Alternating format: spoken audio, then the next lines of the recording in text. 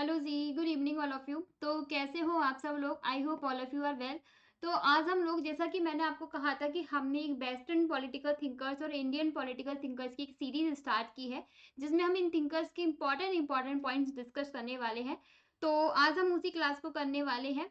तो आज हम प्लेटो की अध्ययन पद्धति डिस्कशन करेंगे, विच इज वेरी इंपॉर्टेंट, समझने के लिए भी बहुत इंपॉर्टेंट है। उसमें से क्वेश्चंस भी बहुत बार पूछे गए हैं, तो डिटेल से उसको एनालिसिस करेंगे। साथ ही साथ जो भी आज फर्स्ट टाइम मेरी क्लास में आए उन्हें मैं बता देती हूँ, मेरा नाम प्रीति शर्मा है और मैं पेपर 1 और पेपर 2 दोनों ही पढ़ाती हूँ। यदि आपको पेपर 1 और पेपर 2 दोनों ही पढ़ना है तो आप जुड़ सकते हो। दोनों का पेड में कोर्स चल रहा है, डिटेल में आपको पढ़ाया जाएगा। Hindi medium, English medium, bilingual, कैसा भी आपको कोर्स चाहिए आपको पूरा प्रोवाइड करवाया जाएगा। साथ ही साथ पॉलिटिकल साइंस का भी एक फाउंडेशन बैच चल रहा है। यदि आपको डिटेल से पॉलिटिकल साइंस पढ़ने का मन है और आप चाहते हो कि एक फाउंडेशन आपकी कवर हो जाए पॉलिटिकल साइंस को लेके, then you can join my batch. Political science का बैच ज्वाइन कर सकते हो, वन स्टॉप सॉल्यूशन आप इसे मान सकते हो। और इसके साथ साथ डेली यूट्यूब पर 2 फ्री क्लासेस तो है ही है, 11 बजे पेपर 1 की और शाम को 6 बजे पेपर 2 की। तो अब हम जो है वो प्लेटो की डिस्कशन करते हैं अध्ययन पद्धति के बारे में। जैसा कि आपको पता है, हम लोगों ने इससे पहले प्लेटो की लाइफ स्टोरी के बारे में जाना और सोफिस्टवादी विचारकों के बारे में जाना। यदि आपने वो क्लास नहीं देखी है तो वो क्लास जाके देख लेना, बहुत यूजफुल क्लास है वो आप लोगों के लिए और काफी अंडरस्टैंडिंग आपकी वहां से डेवलप होने वाली है।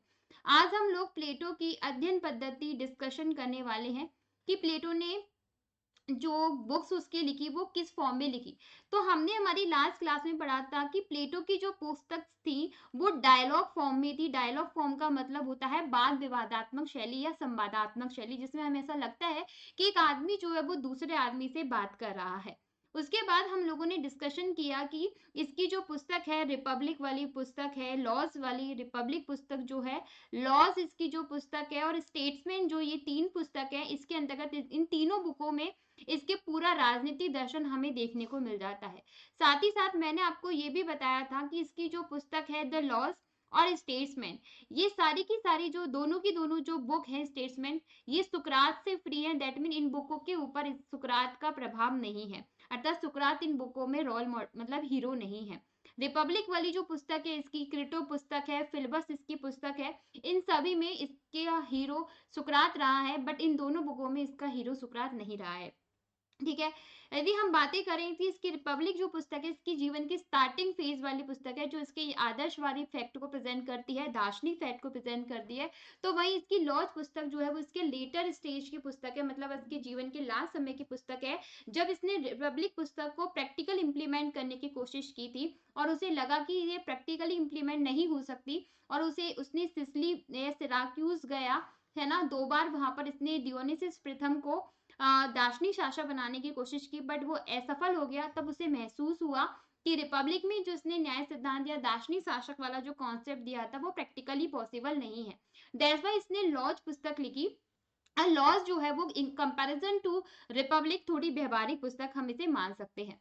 अब हम यहाँ पर, क्योंकि अध्ययन पद्धति हमें पढ़नी है तो उस पर फोकस करते हैं। और सबसे पहले इसकी अध्ययन अध्ययन अध्ययन पद्धति है निगमनात्मक अध्ययन पद्धति।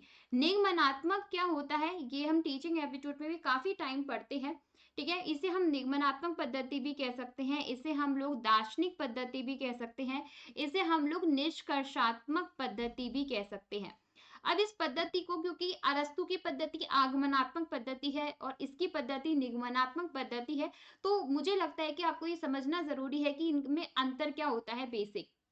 देखो, निगमनात्मक, और जैसे कि मैं आपको एक एग्जांपल देती हूँ कि मैं क्लास में आती हूँ और क्लास में आती ही मैं आपके सामने कुछ नेम लिख देती हूँ कि प्रीति आपके सामने नेम लिख देती हूँ, पेन आपके सामने नाम लिख दिया, जयपुर एक जगह का नाम लिख दिया। तो मैं आपसे पूछती हूँ बताओ बच्चों ये क्या है, तो आप कहोगे कि प्रीति तो है ना एक लड़की का जो है वो नेम है। अच्छा, पेन जो है वो एक वस्तु का नेम है, जयपुर एक जगह का नाम है।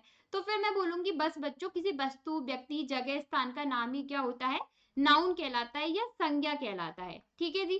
तो मैंने क्या किया कि आप लोगों को उदाहरणों के माध्यम से मैंने नियम के बारे में बताया। ठीक है, क्या बताया, उदाहरणों से नियम के बारे में बताया। ये उदाहरण अपने आप में विशिष्ट है और इस विशिष्ट के माध्यम से मैंने सामान्य चीजों के बारे में आपको बता दिया। संज्ञा के सामान्य है लेकिन उदाहरण अपने आप में विशिष्ट है। ठीक है जी। तो हमने उदाहरणों से नियम जाना, विशिष्ट से हमने सामान्य की ओर गए, तो इस अध्ययन पद्धति को हम लोग कहते हैं है आगमनात्मक अध्ययन पद्धति, आगमनात्मक अध्ययन पद्धति। और यहाँ पे हमने क्या किया, अंश से पूर्ण की ओर गए। ठीक है, पूर्ण तो क्या है, संज्ञा की परिभाषा, और इसे हमने टुकड़ों में पढ़ा, प्रीति के बारे में जाना, प्रेम के बारे में जाना कि ये व्यक्ति का नाम है और ये वस्तु का नाम है। तो हम अंश से किधर की तरफ गए, पूर्ण की तरफ गए। ठीक है, तो ये पूरी पद्धति कौन सी होती है आपकी, आगमनात्मक पद्धति, मतलब अंश से पूर्ण की तरफ जाना, विशिष्ट से सामान्य की तरफ जाना, उदाहरण से नियम की तरफ जाना, इसे हम आगमनात्मक पद्धति कहते हैं, inductive method which is used by अरस्तु।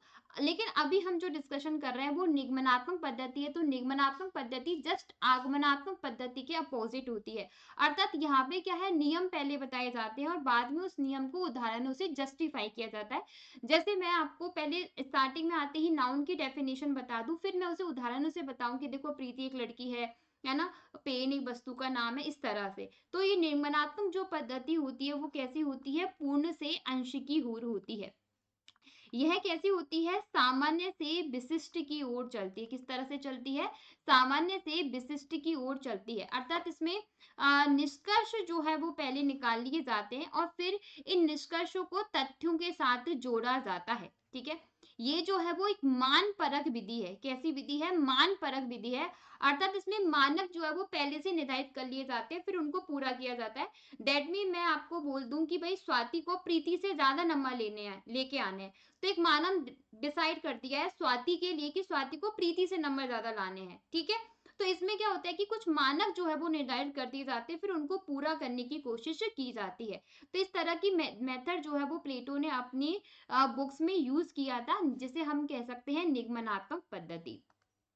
उसके बाद इसकी दूसरी पद्धति है, उसे हम कह सकते हैं उद्देश्य परक पद्धति, और जिसका इंग्लिश में भी नाम ध्यान में रखना, टेलियोलॉजिकल पद्धति या टेलियोलॉजिकल मेथड जिसे हम लोग कहते हैं।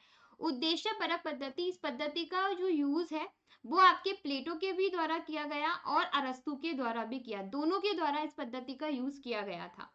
इसमें क्या होता है, उद्देश्य परक के अंतर्गत इसमें कहा जाता है कि प्रत्येक कार्य और प्रत्येक वस्तु का अपना एक लक्ष्य या उद्देश्य होता है, कि कोई भी एक वस्तु होती है या कोई भी कारक होता है, उसका अपना एक एम होता है, अपना एक मोटो होता है। ठीक है, समझ में आया। प्लेटो के द्वारा जो थ्योरी ऑफ आइडियाज कॉन्सेप्ट दिया गया था, थ्योरी ऑफ आइडियाज का मतलब जो इसने प्रत्ययों का सिद्धांत दिया, जिसमें इसने गुफा का सिद्धांत दिया, थ्री एप्पल थ्योरी दी, डिवाइड लाइन थ्योरी दी, मतलब विभाजित रेखा का सिद्धांत, ये जो इसने सिद्धांत दिया, ये सारे के सारे सिद्धांत सौदेश्य परक विधि पर आधारित थे। मतलब इसने गुफा का जो सिद्धांत दिया प्लेटो के द्वारा जो विभाजित रेखा का सिद्धांत दिया गया है ना, इसके द्वारा जो थ्री एप्पल थ्योरी बताई गई, ये सब की सब जो है ना, किसके पे बेस रहे, ये उद्देश्य परक पद्धति पर आधारित थे। इट मीन इसमें कहा था कि प्रत्येक वस्तु के पीछे उसका अपना क्या होता है, अपना एक लक्ष्य होता है या उसका एक उद्देश्य होता है। यदि आपको थ्योरी ऑफ आइडिया के बारे में जानना है तो I will make another video जिससे मैं आपको ये सारा कॉन्सेप्ट समझा दूं। उसके बाद इसकी दूसरी अध्ययन पद्धति है एनालॉजी पद्धति। एनालॉजी पद्धति जिसे हम क्या कह सकते हैं, अनुरूपता पद्धति भी इसे कहा जा सकता है, या साम्यानुमान पद्धति भी हम इसे कह सकते हैं। अब ये पद्धति कैसे होती है कि मतलब एक चीज को दूसरे चीज से जोड़कर समझाना। जैसे आप लोगों ने बहुत सारी आजकल इंस्टाग्राम पे या यूट्यूब पे रील्स तो देखते ही होंगे, आप उनमें देखा होगा कि छोटे बच्चों को खाना खिलाने के लिए हम क्या करते हैं कि उसके बगल में जो टेडी रखा होता है उस टेडी को थप्पड़ मारते हैं। मतलब टेडी को खाना खिलाएंगे, टेडी ऑब्वियसली खाना नहीं खाता है, फिर हम उसे टेडी में थप्पड़ मारते हैं। उससे बच्चे को ये लग जाता है कि यदि वो खाना नहीं खाएगा तो उसकी मम्मी उसे भी इसी तरह से पीटेगी, तो बच्चा वो खाना खाना स्टार्ट कर देता है। तो वही है आप लोगों की एनालॉजी कि इसमें क्या होता है कि कोई एक चीज जो है ना, उस एक चीज को दूसरी चीज से जोड़कर अर्थात उसमें समानता के आधार पर तर्क दिए जाते हैं। जैसे इसका मैं नेक्स्ट एग्जांपल यदि आपको देखूं कि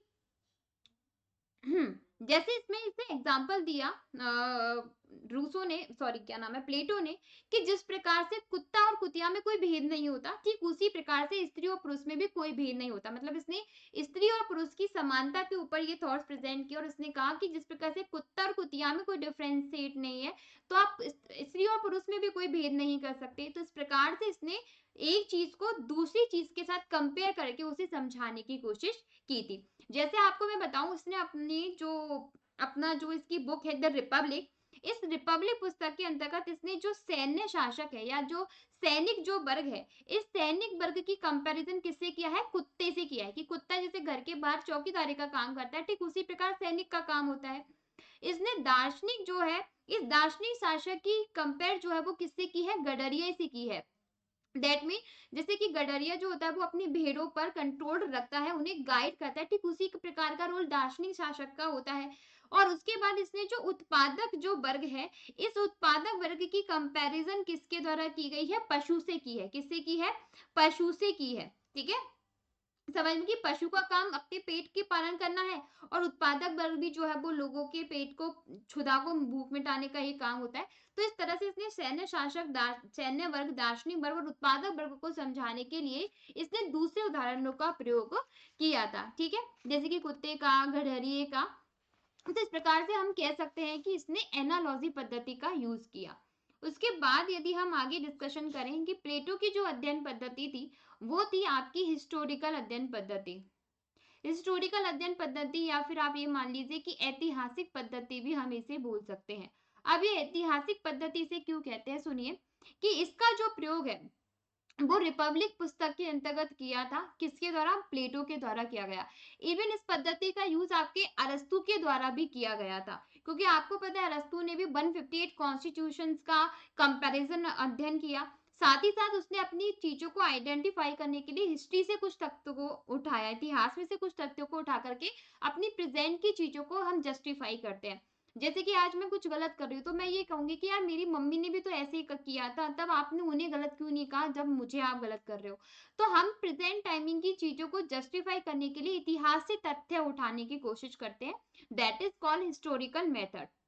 ठीक है, समझ में आया? इस पद्धति का इसने जो प्रयोग है अपनी पुस्तक स्टेट्समैन में सबसे ज्यादा किया है, स्टेट्समैन और लॉज के अंतर्गत किया है। ठीक है, क्योंकि जो इसकी पुस्तक है रिपब्लिक, इस रिपब्लिक में तो इसने निगमनात्मक पद्धति का सबसे ज्यादा यूज किया है। तो वही इसने अपनी पुस्तक स्टेट्समैन और लॉज के अंतर्गत हिस्टोरिकल पद्धति का यूज किया है। स्टेट्समैन ने जो है इसने संविधानों का वर्गीकरण किया, मतलब राज्यों का जो है वर्गीकरण किया प्लेटो ने। तो इसने क्या है कि प्लेटो ने राज्यों का जो उदय होता है, उनका जो विकास है, पतन है, इन सब का जो बेस है ना वो इतिहास से ही ढूंढा था। इसका आधार जो है इसने इतिहास से लिया था। दैट्स वाई हम कह सकते हैं कि इसने हिस्टोरिकल मेथड्स का यूज किया था वाइल, मतलब बुक्स लिखने के दौरान। दूसरी इसकी पद्धति है डायलेक्टिव मेथड, द्वंदात्मक पद्धति, जो कि बहुत फेमस है और बहुत सारे थिंकर्स ने इसका यूज किया है। यदि मैं कहूँ कि ये द्वंदात्मक पद्धति है, इस द्वंदात्मक पद्धति का उपयोग आपके हीगल ने भी किया है। ठीक है, द्वंदात्मक पद्धति का यूज जो है वो कार्ल मार्क्स के द्वारा भी किया गया और काफी फेमस पद्धति है। इसका यूज जो है वो सबसे पहले यदि हम कहें तो सुकरात के द्वारा किया गया। इसमें क्या होता है इसको समझिए। सुकरात जो है वो ये कहता था कि जब दो विचार आपस में टकराएंगे, द्वंद मतलब दो थॉट्स आपस में मतलब क्रैश क्रॉस होंगे, तो जब दो थॉट्स आपस में जो टकराएंगे तो उस वक्त ये सिचुएशन आप लोगों की आने वाली है कि जो विचार सही होगा वो तो ऊपर आ जाएगा और जो विचार खराब होगा वो रिजेक्ट हो जाएगा। इवन हमारा जो जेएस मील है, जेएस मिल ने भी विचार एवं अभिव्यक्ति की स्वतंत्रता को असीमित कहा है कि विचार एवं अभिव्यक्ति की जो स्वतंत्रता होती है वो असीमित होती है, वो सीमित नहीं होती। क्योंकि और इसने यहाँ तक भी कहा है मील ने, तो मील ने, जेएस मील ने, कि यदि 99 लोग एक बात पर सहमत है और एक व्यक्ति जो है उस बात से असहमत है तो भी उस एक व्यक्ति की बात को भी रिस्पेक्ट दो, तवज्जो दो। क्योंकि हो सकता है कि उस वक्त उस एक व्यक्ति की बात आपको गलत लगे लेकिन फ्यूचर में उसकी बात क्या पता सही हो जाए। जैसे सुकरात के समय क्या हुआ, सुकरात के समय यही हुआ कि सारे लोग उसके अगेंस्ट थे, सिर्फ सुकरात अकेला खड़ा था। दैट्स व्हाई उसे क्या दिया गया, विष का प्याला दिया गया। यदि सुकरात उस वक्त जीवित रह जाता तो शायद हमें और भी विचार जानने को मिलते जो पॉलिटिकल साइंस में बहुत हेल्पफुल होते, ऐसा मील ने कहा। तो द्वंदात्मक पद्धति में क्या होता है कि जब आप किसी तर्क के माध्यम से, द्वंद के माध्यम से, डिस्कशन के माध्यम से जब हम किसी कंक्लूजन पे पहुंचते हैं, निष्कर्ष पे पहुंचते हैं, तो उसे हम द्वंदात्मक पद्धति कहते हैं। मतलब विचारों में टकराहट होती है तो जो असत्य जो विचार है वो तो गिर जाता है और सत्य विचार अपनी प्रोमिनेंट हासिल कर लेता है। तो इस चीज का यूज किया था आप लोगों के मार्क्स के द्वारा, सुकरात ने किया तो ऑब्वियसली आपके प्लेटो के द्वारा किया गया। इसको आगे जो है वो हीगल और मार्क्स लेके गए। हालांकि हीगल और मार्क्स ने इसको अलग फॉर्म में प्रेजेंट किया था, जिसे भी हम कभी डिस्कशन करेंगे द्वंद्वात्मक पद्धति पर अलग से डिस्कशन करने वाले हैं हम लोग। पर फिलहाल इस तरह से, तो इस प्रकार इसने 5 पद्धतियों का जो है यूज़ किया। पहली इसकी पद्धति थी वेरी मोस्ट इंपॉर्टेंट, जिसे हम कह सकते हैं निगमनात्मक पद्धति, दार्शनिक पद्धति, निष्कर्षात्मक पद्धति या मानपरक पद्धति। दूसरी इसकी पद्धति है टेलियोलॉजिकल पद्धति, दैट इज कॉल्ड उद्देश्यपरक पद्धति। तीसरी है एनालॉजी पद्धति, चौथी हिस्टोरिकल और पांचवी थी द्वंद्वात्मक पद्धति। तो प्लेटो के द्वारा ये 5 अध्ययन पद्धतियों का प्रयोग किया गया था जब उसने बुक्स लिखी या उसके जो थॉट्स थे। आई होप आपको ये क्लास काफी समझ में आई होगी।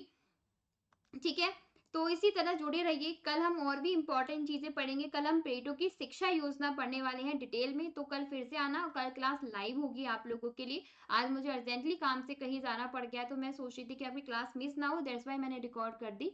और आपको इसी तरह से पूरा डिटेल में पॉलिटिकल साइंस पढ़ना है तो आप मेरा फाउंडेशन बैच भी ज्वाइन कर सकते हो, और साथ ही साथ डेली 6 बजे क्लास ज्वाइन कर सकते हो। ठीक है, थैंक यू सो मच।